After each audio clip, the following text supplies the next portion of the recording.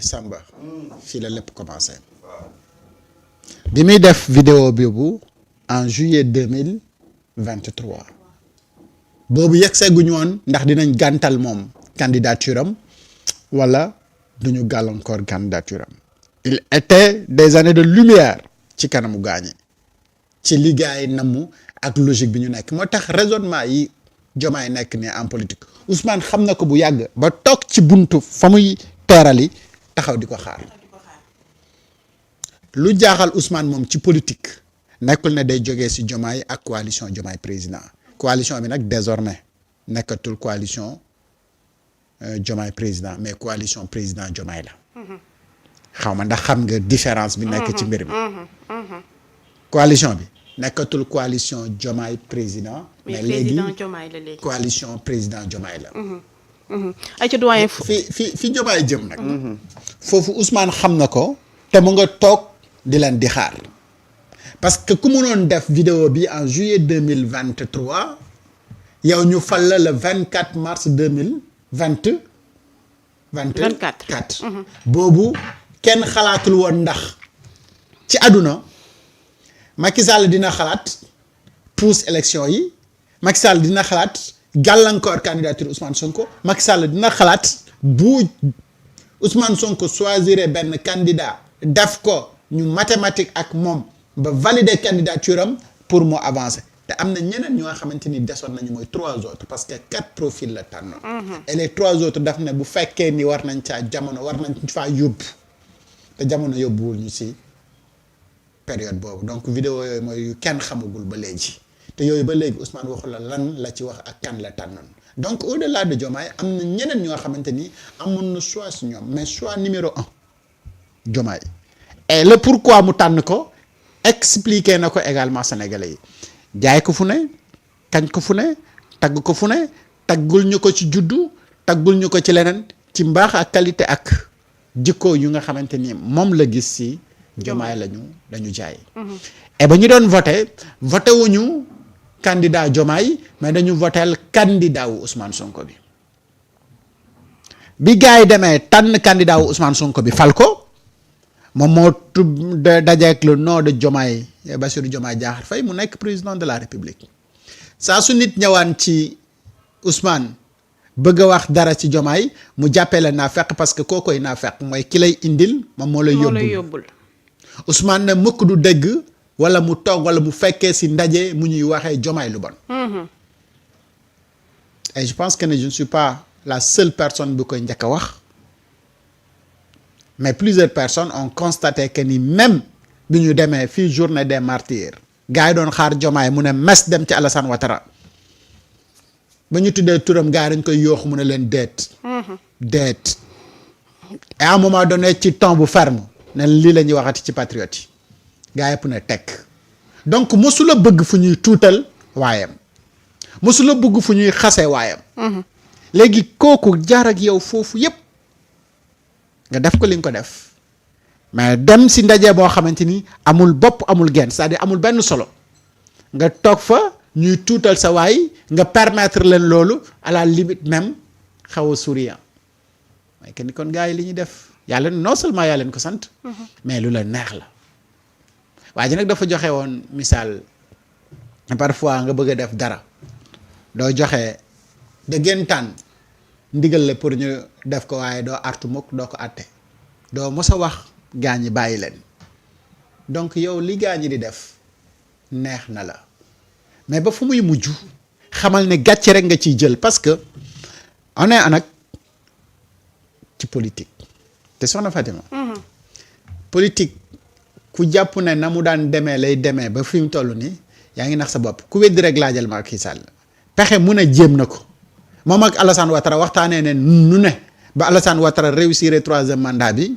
ci pexe yi nu Alassane def ba réussir 3e mandat bi est-ce que moom mën na koo def ba réussir ko au Sénégal loolu moo nekkoon question bi et ci mathématique yooyu la nekkoon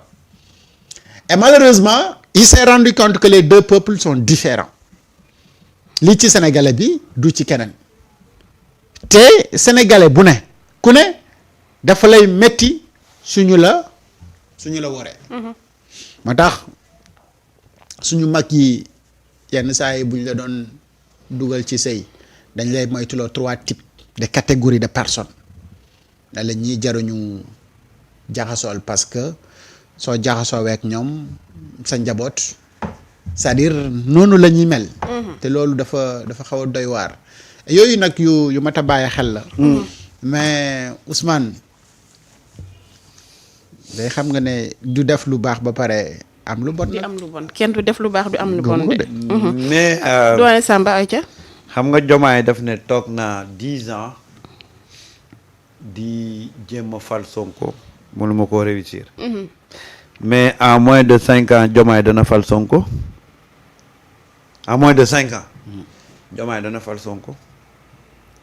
ndax à gré ou malgré nu ñu koy waxee ci coobare boppam wala lu nekkul coobare boppam mais Diomaye est en train de propulser Sonko pour mu nekk prochain président de la République. En 2029. waaw ndax lu mu bëgg la ndax lu mu bëggul la mais ce qui est sûr mooy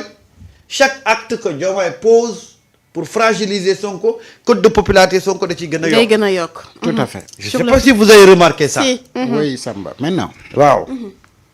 nañu bàyyi code de popularité beeg yooyu yëpp waaw ñu nekk ci manœuvre politique waaw. dama gis nag démb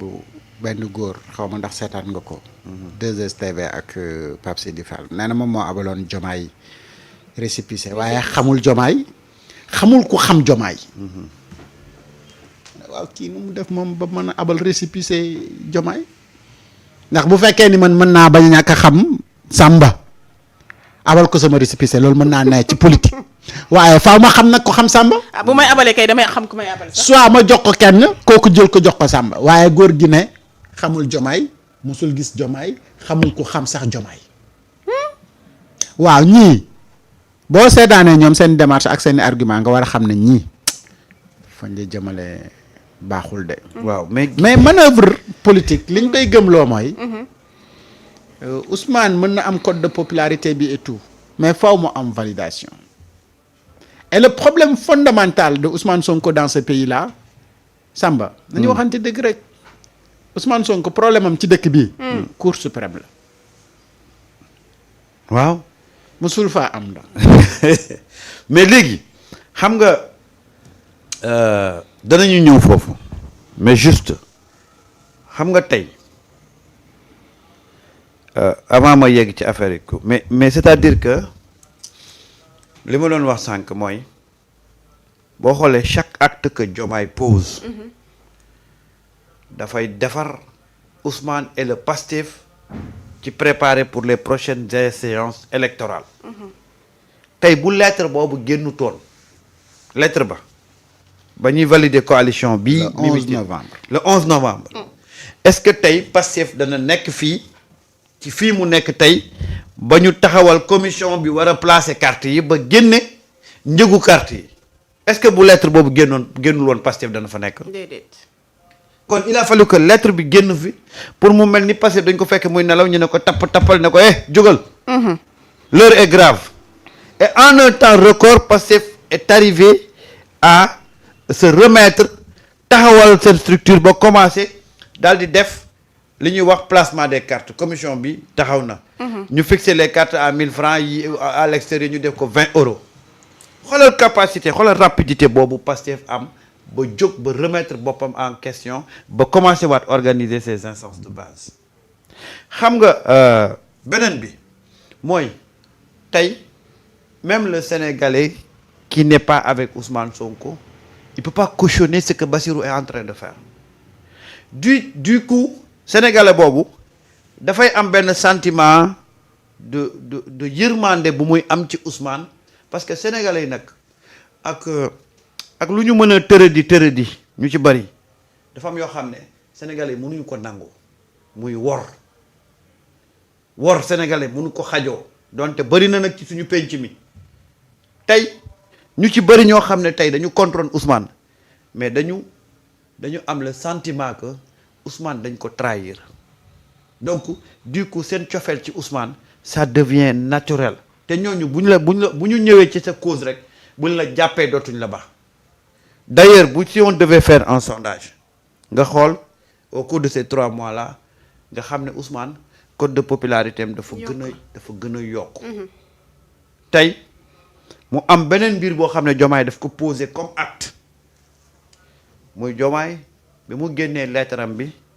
keroog la opposition gëj a existé sur la place publique léegi xam nga la mooy neex ci problème bi top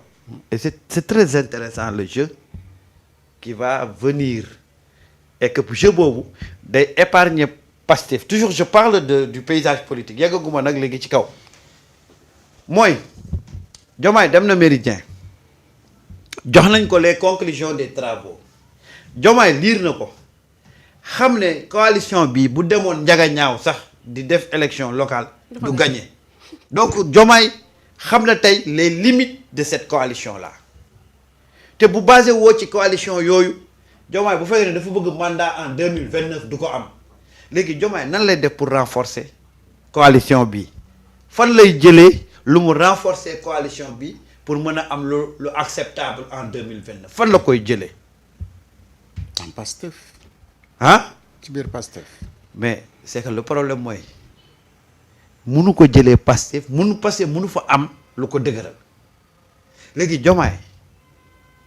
day dem léegi ci opposition bi mais problème bi mooy Diomaye ne peut pas aller ci opposition bi jiital Mimi Touré ndax Mimi Touré dégg jubóowu la kenn ci tey camp yi taxaw moo xam camp yu APR moo xam camp yu jàmm ak njëriñ moom APR moom du laaleeg ñoom voilà bu fekkee ni ci Mimi rek la compter pour am APR boobu c'est peine perdue parce que Macky Sall ak Mimi Touré lu leen di jubalati ci àdduna man dama koo gisatul waaw beneen bi Samba waaw mooy coalition bi dañu wax clairement Diomaye ne ko ñaar yi moo mën a am boo demee si seen article 13 bi loolu nga fay fekk Mimi Touré mu ngi la koy wax ne l'article 13 dafa am une vocation mu ne coalition bi a une vocation durable c'est-à-dire ñooy ànd gouverner ndoo ñooy ànd jógee ci nguur gi kenn mënatul tàqale sa morom parce que noonu la ñu tënkee seen article 13 bi ñoom ak Diomaye comme mburoog soow boole naan wala boole tuur loolu nag mooy accaparé wu nañ ñoom Diomaye mooy Diomaye ak Pastef moom tant que coalition baa ngi exister c'est fini ah oui et Diomaye xam na ne moom tàqali ko ak Pastef moom ak nguur it c'est fini bu fekkee ni mandaamam jeex na ñaari équation yooyu mu nekk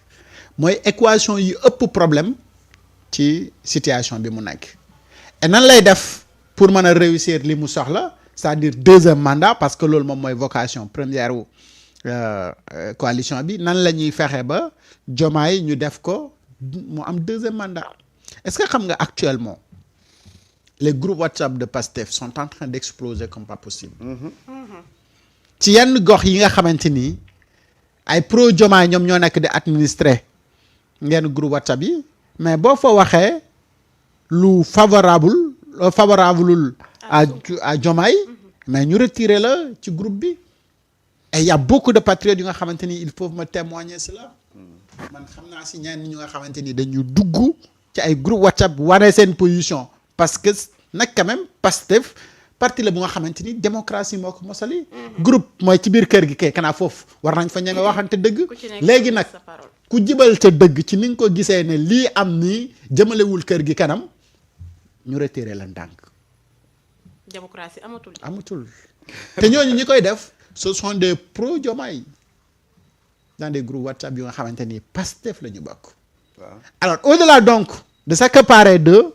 la coalition président Diomaye maintenant il veut la division dans Pastef te loolu mooy li nga xamante ni moom la jàpp ne il faut mu wàññi foofu doole am ñu nga xamante ni daf leen fay ronqi donte xam na ne mënul fa am lu bëri